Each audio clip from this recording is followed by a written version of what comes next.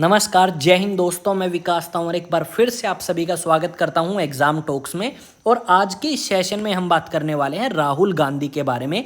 क्या राहुल गांधी जो कि अपोजिशन लीडर हैं लोकसभा में, वो भारत के नागरिक हैं या नहीं हैं? और अगर भारत के नागरिक हैं तो ये विवाद कहां से स्टार्ट होता है? किसने ये बात कही कि राहुल गांधी भारत के नागरिक नहीं हैं?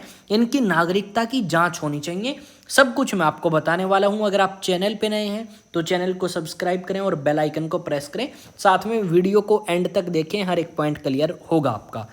यहाँ पे अगर आप देखोगे तो क्या हुआ रिसेंटली, आपका एक न्यूज़पेपर में ये बात लिखी गई है कि क्या भारत के नागरिक नहीं है राहुल गांधी, क्या ब्रिटेन के नागरिक है? इस तरीके के क्वेश्चन उठ के आए। कैसे कहानी स्टार्ट हुई, चलो समझते हैं।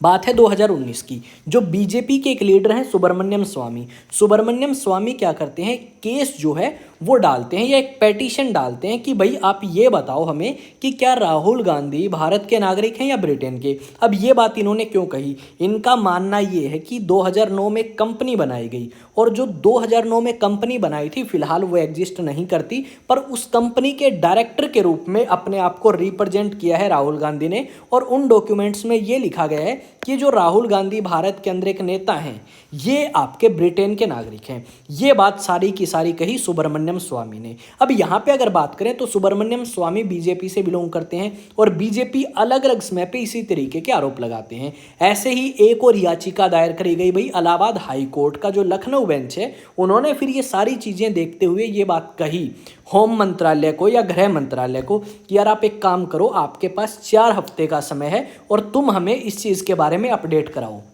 गृह मंत्रालय ने रिक्वेस्ट करी कि 4 में तो बात नहीं बनेगी, आप हमें 8 हफ्तों का समय दो।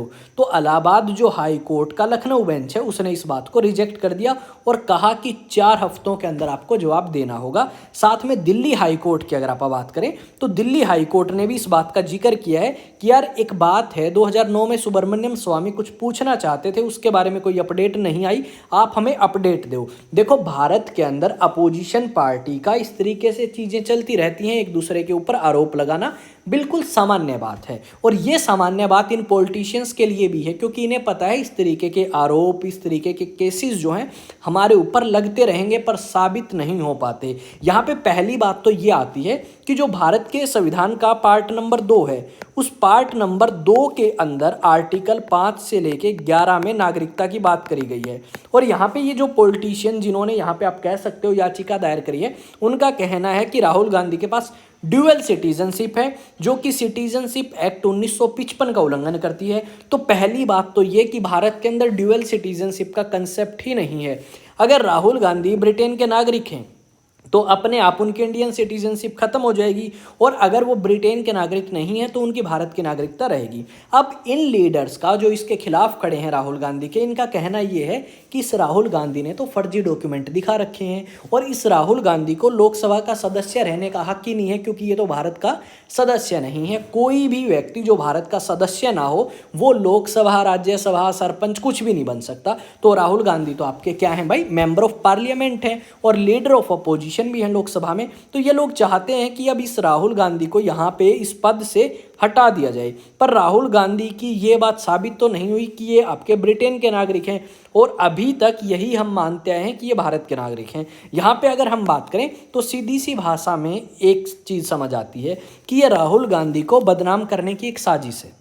ठीक है, कि आप अलग अलग टाइम पे आरोप लगाओ, इनके पैर खींचते रहो, ये व्यक्ति उन्हीं चीज़ों में उलझा रहेगा और बाद में तुम क्या करो, बाद में तुम इन्हें बदनाम करके अपने पॉलिटिकली फ़ायदा उठाओ। और इस तरीके के आरोप अलग अलग समय पे लगे हैं राहुल गांधी पे।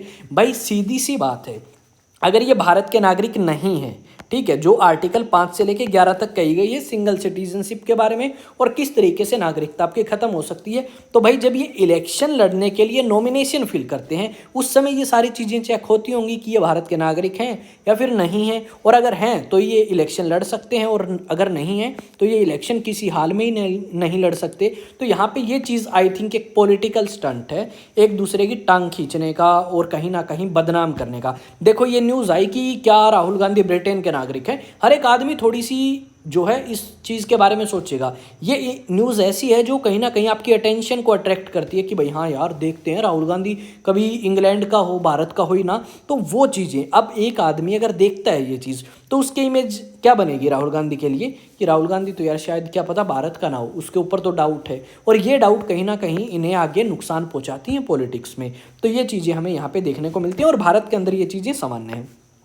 दूसरी बात ये है भाई, देखो जीएस फाउंडेशन कोर्स, कौन सा कोर्स, जीएस फाउंडेशन कोर्स आपका यूट्यूब के दूसरे चैनल पे जो अपना है एग्जाम टॉक्स कॉम्पिटिटिव, उस चैनल पे आपको मिलेगा। अगर आप भी कंपटीशन एग्जाम की तैयारी कर रहे हैं और आप चाहते हैं कि जीएस फाउंडेशन करें हम, लाइक यूपीएससी सिविल सर्विस के लिए और दूसरा स्टेट पीसीएस के लिए, एचसीएस हो गया या बाकी अदर, तो उनके लिए एनसीईआरटी कंप्लीट मैं कराऊंगा क्लास 6 से लेकर 12th तक, तो उस कोर्स को आप देख सकते हैं। दूसरी बात क्या है भाई, यहाँ पे क्लास 6 की जो हिस्ट्री है उसके मैंने कुछ एक लेक्चर्स जो हैं अपलोड करे हैं, शायद 9, 10, 11 और 12 लेक्चर। अभी आपका सेकंड क्लास भी आ चुकी है, यानी सेकंड चैप्टर भी आ चुका है।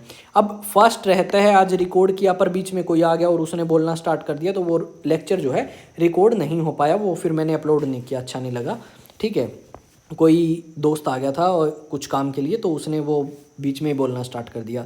दूसरी बात क्या है, बाकी जो अपने पेंडिंग हैं चैप्टर, ठीक है, हिस्ट्री के, वो मैं अपलोड कर दूंगा। पॉलिटिकल के चैप्टर अपने तैयार हैं, वो भी जल्द ही अपलोड होते रहेंगे डेली। यानी यहाँ पे अपना दूसरा चैनल फुली एक्टिव रहेगा, कंटेंट भरमार आता रहेगा, एनसीईआरटी से रिलेटेड आएगा, हरियाणा से रिलेटेड आएगा, और भी बहुत सारा कंटेंट मैं लेके आऊँगा। पर मुझे आपके साथ की ज़रूरत है, इस चैनल को भी थोड़ा सा प्रमोट करो और उसको भी करो। मिलेंगे नेक्स्ट वीडियो में, तब तक जय हिंद जय भारत भाई। चैनल आपका अपना है, अलविदा, जय हिंद।